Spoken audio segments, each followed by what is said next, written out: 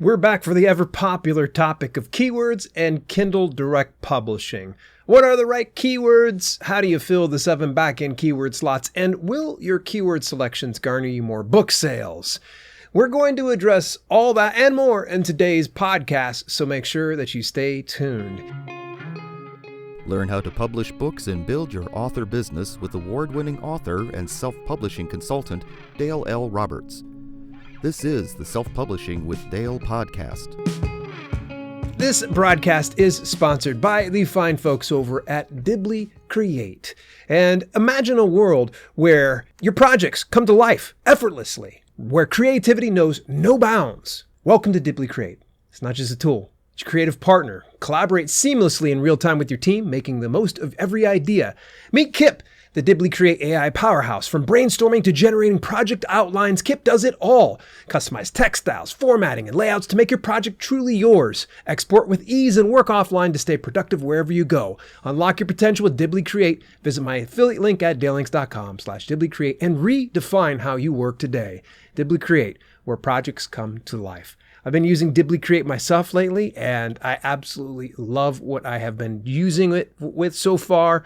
It has been phenomenal. I know they have many things that are on the roadmap, including, of course, exporting to EPUB, as well as importing docs. Really love actually them being so communicative and telling me what is on the roadmap for Dibbly Create. Well, hey, let's go ahead and discuss keywords. What are keywords? The very first thing I got to get out the gate here, a keyword is a term or a phrase that labels search volume pulled up on the Amazon Marketplace. Now, not to be confused, a keyword isn't just a single word, but often a string of words that identify a customer's interest. Now, for instance, while you might be a fitness author, simply using fitness to describe your brand is rather vague since there are varying levels of fitness. Maybe you're an author who publishes fitness books for seniors or athletes or stay-at-home mothers. Knowing your audience is critical in understanding the right keywords to use in describing you, your books, and your brand. Now, what do keywords do? Now, keywords are responsible for connecting your book with the right audience. That's it. Now, while keywords do play an important role in discovery, they are not meant as a way to sell more books overnight, as some experts would have you believe. Yes, you could find a keyword with high search traffic and low competition, but that doesn't assure you instant success. That's why you need to understand what keywords don't do. They do not sell books. They're merely a tool for directing the right traffic to your book while repelling the wrong traffic. Now, what truly sells books are a great cover, a superb book description, and tireless marketing, not keywords. I think a lot of people get things kind of mixed up and they're like, I'm not selling any books, it must be my keywords. No, it's not. If you are not marketing and promoting your book enough, no amount of keywords are going to make a difference. So I see a lot of folks that think that they can just put the right keywords in there and they can just sit back and just collect the money. No, keywords do not provide an ATM for you. All they do is it's a conduit to figure out how to sort your book amongst all the other products in the Amazon Marketplace. Now, what keywords should you select? And how do you find the right keywords? Now, I'm just going to start it out with this very brief explanation here. And if you happen to be watching this, unfortunately, there's not going to be a visual. So you're just going to need to kind of get this into the theater of your mind. The very first thing you're going to need to do is make sure that you are doing any keyword research that you have in incognito mode in a browser. So for instance, if I have a Chrome browser open that I commonly use, I would hit Control-Shift-N and it would open up in incognito mode. The reason you don't want to use just a regular browser with no incognito mode enabled is it's going to serve you the keywords that are relevant to you and not the more bigger marketplace, not the larger general audience. Now, the very next thing you're going to want to do is get DS Amazon Quick View. That's D as in Dale, S as in super. I don't know if that's what it stands for. DS Amazon Quick View. It's a free browser extension. Yes, there's an upgrade, but I've never paid a dime for the upgrade. And you'll want to make sure that you enable it for incognito mode inside the settings of your browser.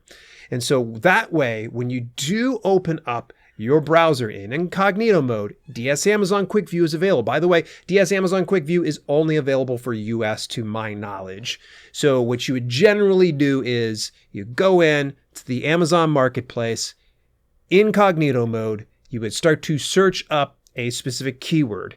You're going to want to be mindful of the search volume, which is in the top left-hand corner of every window. It says usually 1 to 16 products of, say, 1,000 products or 100,000 products. And the other thing that you're going to want to pay attention to is this is why you have DS Amazon Quick View, so you can just do a very quick search of where the Amazon bestseller rank is going to be with a given title. And what I typically like to do is see the first 16 books that get brought up inside the search volume, and I just average out the Amazon bestseller rank to figure out the proof of concept. Are these keywords going to be relevant to my title? Sure. But I also want to make sure that it's not going to be an all-out fist fight. I'll explain that here in just a little bit here. Now, you're going to want to make sure the very first thing is build out a list of relevant keywords. You're the author, you're the self-publisher, you should know your audience and how to identify your book. Now, don't worry about searching anything, just make a giant list of keywords, all the descriptors that you have for your book. If someone came up to you and said, "What's your book about?" You've only got about 3 to say 9 words to describe your book. That's the keyword that you're going to do.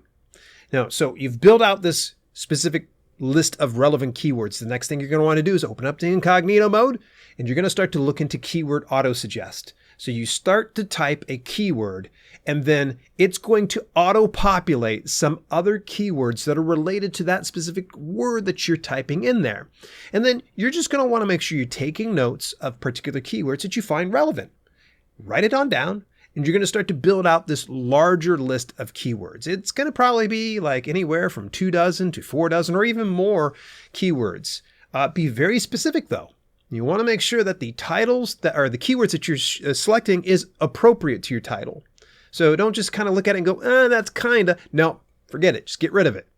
So what you'll all want to do now is, as you have this full list, you're going to want to make sure that you narrow this list down because you're not going to want to use every single one of those keywords. So you're going to then hit search. So when you have a specific keyword, hit enter, bring up that search volume. This is how you're going to research those keywords to see if there's any proof of concept. You're going to want to find keywords with a decent product volume, meaning in the top left-hand corner, how many products do we see there? Are there hundreds of thousands, or is there a couple hundred? Knowing the product volume tells you the competition that you have available, although lower volume doesn't necessarily mean it's going to be good because you want to pay attention to the average Amazon bestseller ranking of the titles that pull up. Ignore any of the sponsored product ads. You'll see sponsored next to it, so you'll want to make sure you avoid that altogether. I want to see an average ABSR of about 10,000 to 100,000. That's roughly about a dozen or so sales per day to 1 sale per day. If you find that you can probably do better than that, then don't worry about the 10K. Don't worry about the 10,000 to 100,000. But if you find the ABSR is way above that 100,000, chances are very likely that this is a keyword that's not very tapped into, that there's not too many people that are interested in what's associated with that particular keyword. So choose wisely. So you want to make sure you narrow down your list as much as you possibly can.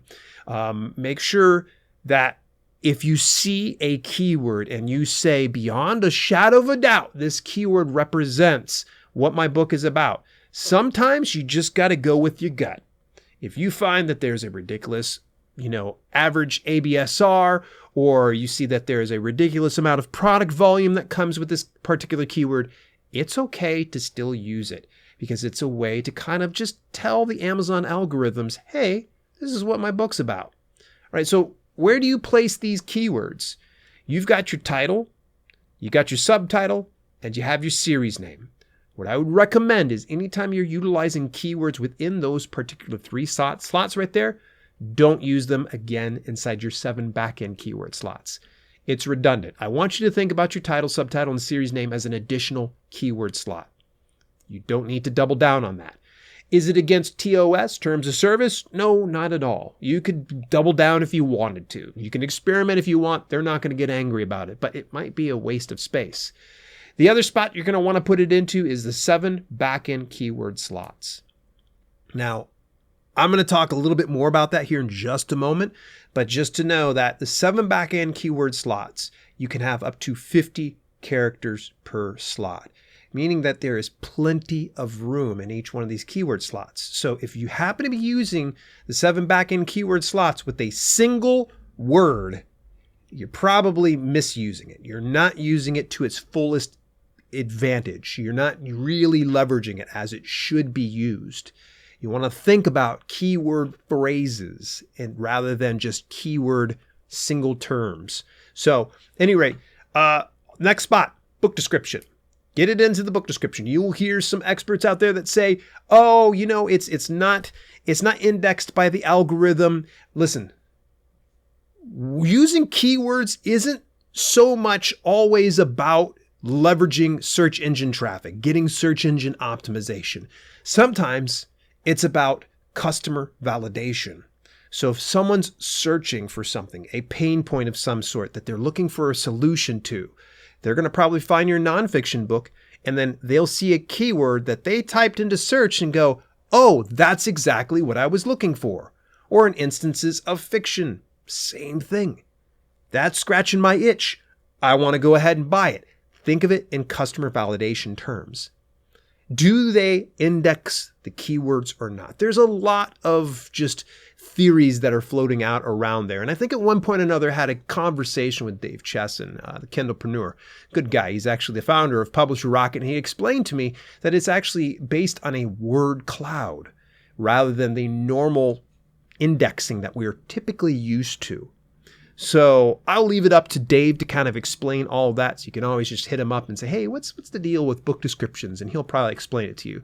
But when you do leverage the book description, what I would recommend is rather than just taking those keywords and just plopping them down into a paragraph, like, "Here's all my keywords," as they used to do back in the day, they call them tags. You don't want to do that. That can get you into a little bit of trouble. What I would recommend is that you make it organically woven in there. So you want to take your keyword terms. Don't go overboard on it. Maybe 6 to 7 good solid keywords. You're going to go ahead and organically bake it into your book description. Now, I know this can be really difficult. So if you happen to hire anybody, for instance, for any copywriting, big shout out to my boy, Brian Meeks. Brian does fantastic book descriptions. It's really, really good. But in a lot of instances, it can be somewhat difficult to try to bake in those keywords. So what I've done is I use ChatGPT, or in some instances, as we can probably will discuss here with our sponsors here, Dibbly Create, you can have AI draft a book description that includes your keyword selection. Now, before anybody gets freaking out, all right, I'm not telling AI to take over your business. And no, you do not have to declare using AI, generative AI, for your book descriptions. I was able to kind of get that sorted out with the KDP team, and they said, look, AI needs to be declared if it's within the book, on the cover or inside the book. The description, you're fine. A+ content, you're fine. All that stuff, you're good. But you'll want to double down on what you have in your 7 keyword slots if you can.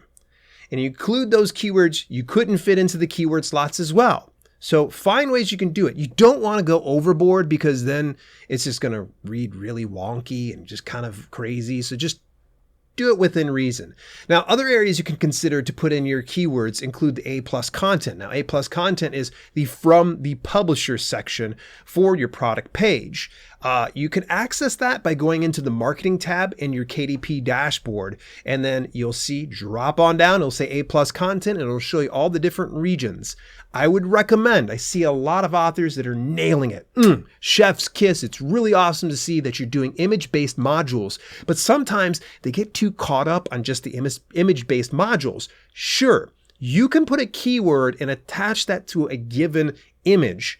But one thing I discovered in the Amazon advertising certification courses is that text-based and image-based modules perform the best for search engine optimization. I thought that was really kind of cool. So make sure that you're leveraging any of the text-based and image-based modules as much as possible, because that's going to drive even more traffic. Another area to consider, editorial reviews. There's a section for it. It's in the US only. You can access this through the Author Central account that you have. Go to each individual book and you'll be able to have editorial reviews. Now, I'm not telling you that you're going to go in and try to make your own editorial review, because that's just weird and kind of sketchy, but you have other areas where you can put it into. So there are book-specific author bios. I totally get it. A lot of people are like, but I've already got my author bio over on Author Central. You're telling me I can have a bio additionally for each book? Yep. That's exactly what I'm telling you. There's also additional avenues you can put for inside flaps, back of the cover, all those different things, even blurbs of some sort that you might get from other authors.